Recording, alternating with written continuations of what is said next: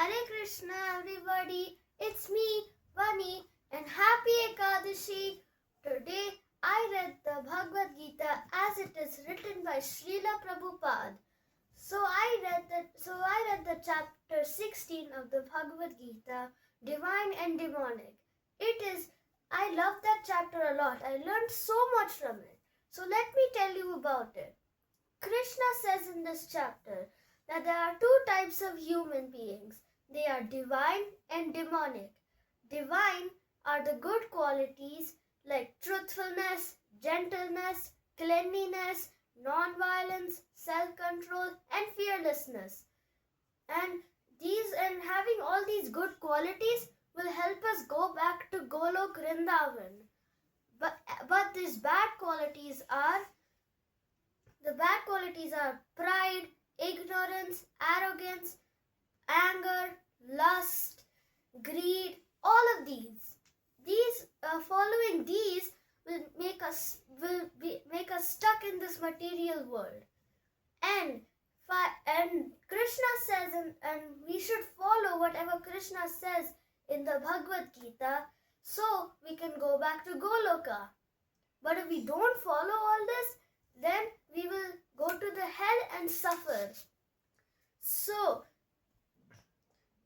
now I will recite all the shlokas from the 16th chapter.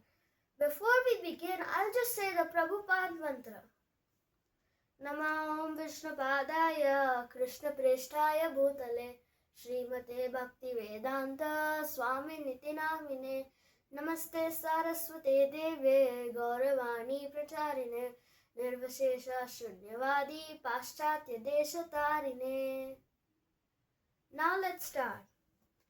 Shri Bhagavan Uvacha Abhayam Sattva Samshruddhir Jnana Yoga Vyavastiti Danam Dhamascha Yagnascha Swadhyayastapa Arjavam Ahimsa Satyam Akrodas Tyaga Shantirapaishranam Daya Bhuteshwalo Luktvam Mardhavam Hrira Chapalam Teja Shamadriti Shaucham Adroho Nati Manita Bhavanti Sambadam Daivam Abhijatasya Bharata Dambo Darpo Bhimanascha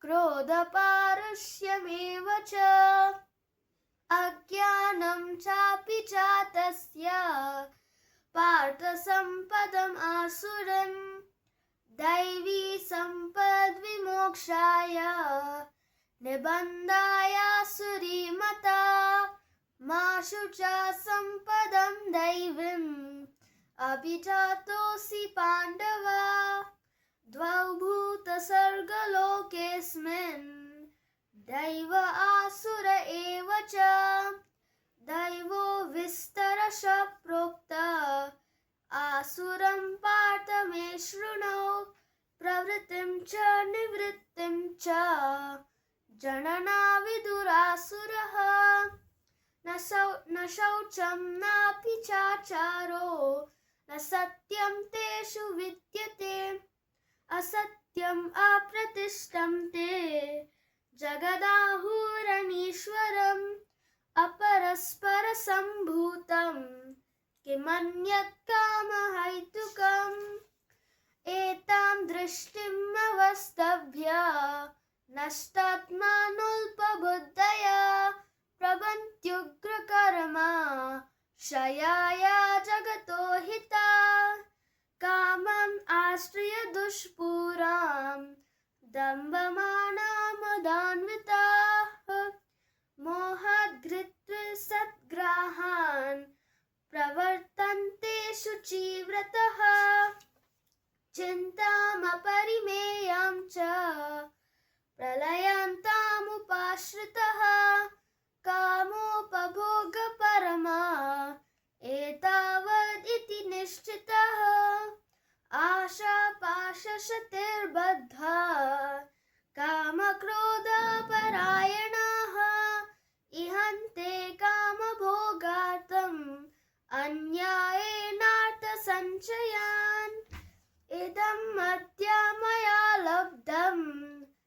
सम्प्राप्स्ये मनोरथम् इदम् अस्तीदमपि मे भविष्यति पुनर्धनम् असौ मया हता शत्रुर्हनिष्ये चापरानपि ईश्वरोऽहम् अहं भोगी सिद्धोऽहं बलवान् सुखी आद्योऽभिजनवान् अस्मि कोऽन्योऽस्ति सदृशो मया यक्ष्ये दास्यामि मोदिष्य इत्यज्ञानविमोहिताः अनेकचित्तविभ्रान्ताः मोहजलासमावृताः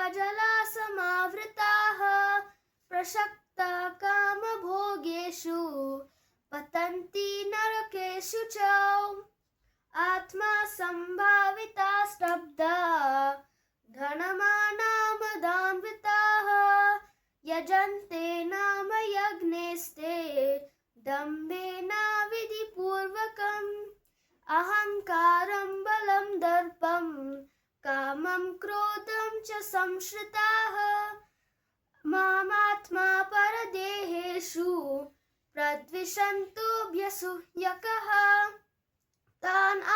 तानहं द्विष्टः क्रूरान् संसारेषु नराधमान् क्षिपाम्यजाश्रमशुभाम् आसुरेष्वेव योनिषु आसुरीं योनियापन्ना मूढा जन्मनि जन्मनि माम् अप्राप्येव कौन्तेय ततो यान्त्यधमां गतिम् त्रिविधं नरकस्येदं द्वारं नाशनम् आत्मनः कामक्रोधस्तथा लोभस्तस्मादेतात्रयान् त्यजेत् एतैर्विमुक्त कौन्तेय तमोद्वारे स्त्रिभिर्नरः आचर्त्य मनश्रेयस् ततो याति परां गतिम् यः शास्त्राविदम् उत्सृज्य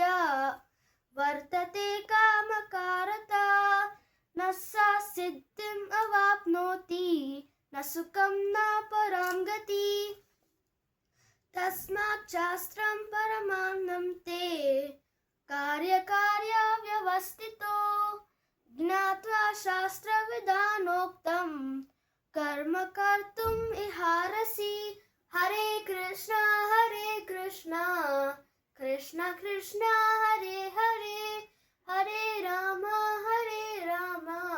राम राम हरे हरे हरे कृष्णा कृष्ण कृष्ण हरे हरे हरे राम